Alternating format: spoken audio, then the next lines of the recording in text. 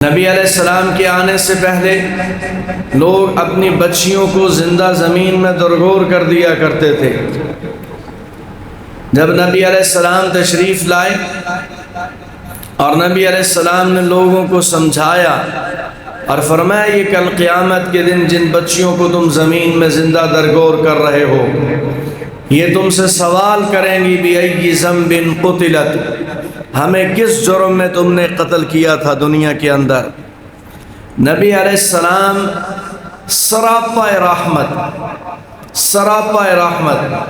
ایک بندہ آیا، جناب رسول اللہ صلی اللہ علیہ وسلم مسجد نبی میں تشریف فرما ہے۔ وہ بندہ آیا اور کہنے لگا یا رسول اللہ مجھے معافی مل سکتی ہے؟ آپ نے فرمایا تو نے کون سا گناہ کیا ہے؟ اس نے کہا میرا گناہ بہت بڑا ہے۔ نبی علیہ السلام نے فرمایا تو نے شراب پی ہے؟ اس نے کہا جی شراب سے بھی بڑا جرم ہے۔ آپ نے فرمایا تو نے زنا کیا ہے؟ اس نے کہا جی اس سے بھی بڑا جرم ہے۔ آپ نے فرمایا تو نے چوری کی ہے؟ کہنے لگے جی اس سے بھی بڑا جرم ہے۔ آپ نے فرمایا تو نے قتل کیا ہے؟ کہنے لگے جی اس سے بھی بڑا جرم ہے۔ نبی علیہ السلام نے فرمایا تیرا جرم کیا ہے؟ کہنے لگا میرا جرم یہ ہے کہ اللہ جل شانہ نے کرم کیا اور میری شادی ہو گئی۔ جب شادی ہوئی اور میری بیوی امید کے ساتھ ہوئی اور بچے کی ولادت کا وقت 1-2 مہینے بس رہتا ہے تو مجھے کہیں دور سفر پر جانا پڑ گیا اور مجھے امید تھی کہ 4-5 سال سے پہلے میں لوٹ نہیں سکوں گا۔ تو میں نے اپنی بیوی کو وصیت کی جاتے ہوئے میں نے کہا دیکھو اگر بیٹا پیدا ہو تو اس بیٹی کی حفاظت کرنا، اس کی پرورش کرنا، اس کی تربیت کرنا، میرے مال سے اٹھا کر اس پر مال خرچ کرنا، لیکن اگر بیٹی ہو تو محلے بستی اور رشتہ داروں میں کسی کو بتانے کی ضرورت نہیں ہے۔ جب وہ پیدا ہو فوراً ہی اس کو زمین میں زندہ دفن کر دینا ہے اور میری وصیت پر عمل کرنا۔ یہ وصیت کر کے میں سفر پر چلا گیا۔ اللہ جل شانہ کی شان یہ ہے کہ میرے چلے جانے کے بعد بیٹا نہیں پیدا ہوا، بیٹی پیدا ہوئی۔ جب وہ بیٹی پیدا ہوئی تو میری بیوی، چونکہ میں وہاں موجود نہیں تھا تو میری بیوی نے اس کی پرورش کی، اس کو پالا یہاں تک کہ وہ زمین پر چلنے پھرنے اور دوڑنے کے قابل ہو گئی۔ تو میں چند سالوں کے بعد جب سفر سے پلٹا تو آتے ہی میں نے سوال کیا کہ کیا پیدا ہوا تھا؟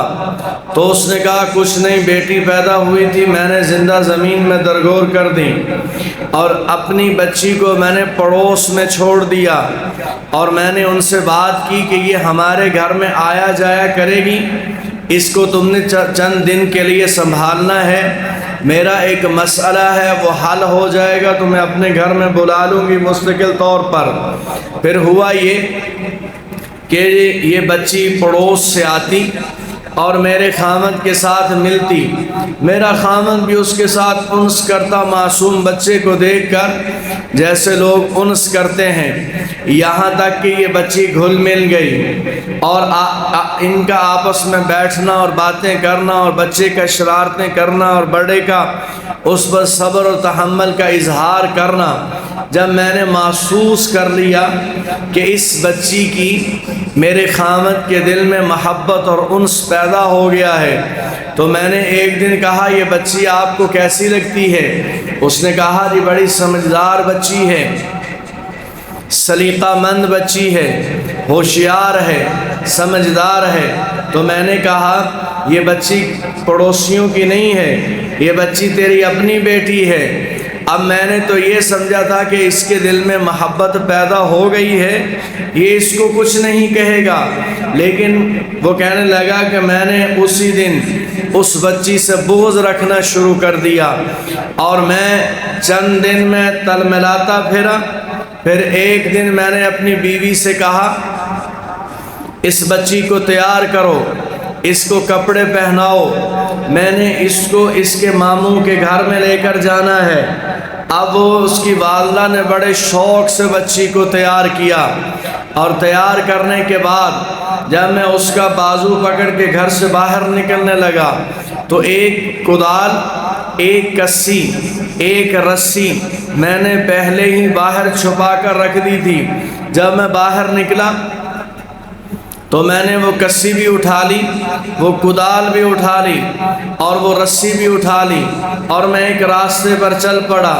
تو مجھے میری بیٹی کہنے لگی بابا جان کہاں لے کر جا رہے ہو؟ اس طرف تو میرے ماموں کا گھر نہیں ہے۔ میں نے اس کو کہا تو خاموش ہو جا۔ وہ بچی خاموش ہو گئی۔ چلتے رہے یہاں تک کہ میں مکہ مکرمہ کی آبادیوں سے کافی دور نکل گیا، اور ایک جگہ جا کر میں نے گڑھا کھودنا شروع کیا۔ گڑھا جب میں گڑھا کھود رہا تھا تو وہ معصوم بچی اپنے چھوٹے چھوٹے ہاتھوں کے ساتھ میری مدد کر رہی تھی، اور ان ہاتھوں کے ساتھ وہ مٹی نکال نکال کر باہر پھینک رہی تھی۔ اس کو نہیں معلوم تھا کہ یہ اس کی قبر بننے جا رہی ہے، اس کو اسی گڑھے میں پھینکا جانے والا ہے۔ وہ کہنے لگا یا رسول اللہ جب گڑھا بن گیا تو میں نے اس بچی کو اٹھایا، اس گڑھے میں رکھا، اور ایک بڑا مضبوط پتھر اٹھایا، اور وہ وزنی پتھر میں جب اس کے سینے پر رکھنے لگا تو وہ بچی چیخنے لگی۔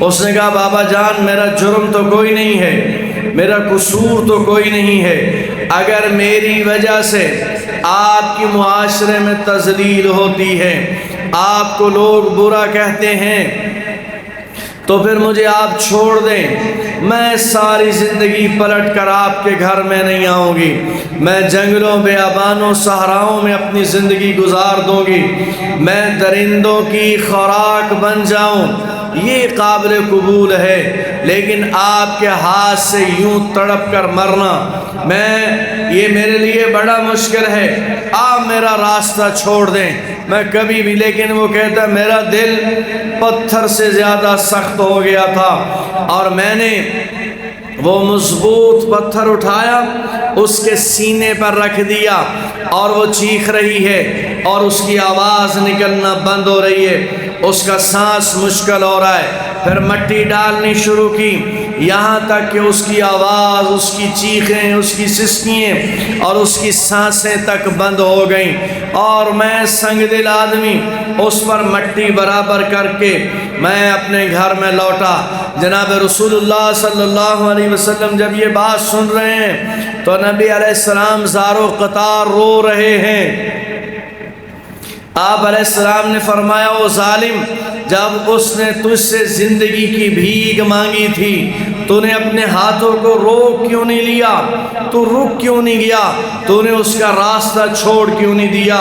وہ کہنے لگا یا رسول اللہ مجھ پر وہ سوچ غالب تھی کہ بیٹیاں تذلیل کا باعث بنتی ہیں، بیٹیاں عزت کا باعث نہیں بنتی۔ یہ سوچ مجھ پر غالب تھی کہ کل کوئی داماد بن کر میرے دروازے پر نہ آئے۔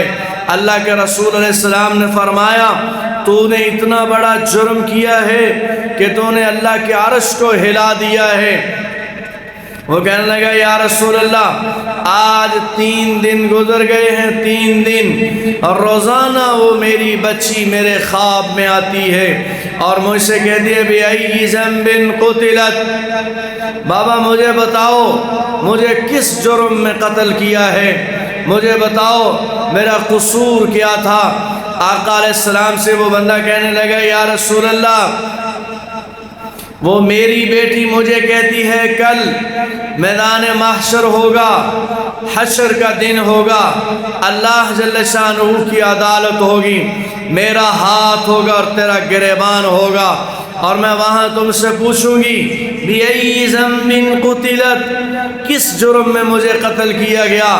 جناب رسول اللہ صلی اللہ علیہ وسلم نے فرمایا کہ تو نے بڑا ظلم کیا ہے، بہت بڑا ظلم کیا ہے، لیکن میں ایسا دین لے کر آیا ہوں، اگر اس دین کو تو صدق دل سے قبول کرے گا تو میرا رب تیرے اس گناہ کو بھی معاف کر دے گا۔